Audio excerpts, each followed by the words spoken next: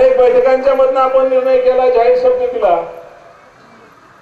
की विलासराव देशमुख साहेबांच्या जिल्ह्यामध्ये विलासराव देशमुख साहेब ज्याला सांगतील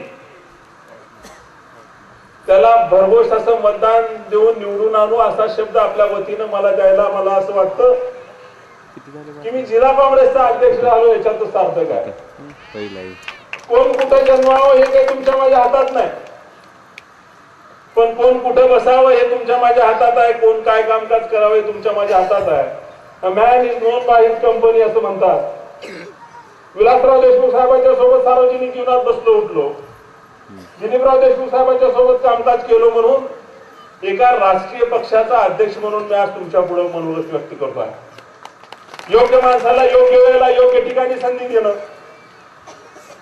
समाजाचं कल्याण करणं ही भूमिका काँग्रेस पक्षाने स्वीकारली आणि तीच भूमिका आज ह्या निवडणुकीमध्ये आपण घेऊन पुढे जात आहोत. फार मोठं मनोगत व्यक्त करणार नाही, पण खासदार ध्रुव नारायण साहेबांच्या संबंधी आपल्याला काही सांगितलं पाहिजे.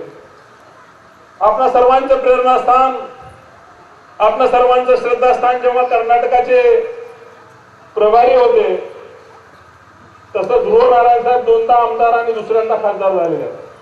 2004 मध्ये फक्त 1 मतानं आमदार झाले होते, फक्त 1 मतानं. विलासराव साहेबांनी त्यांना आशीर्वाद दिले 1 मतानं.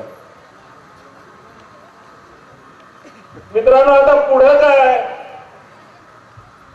कुणीतरी येऊन सांगेल की मोदींचा फार प्रभाव आहे,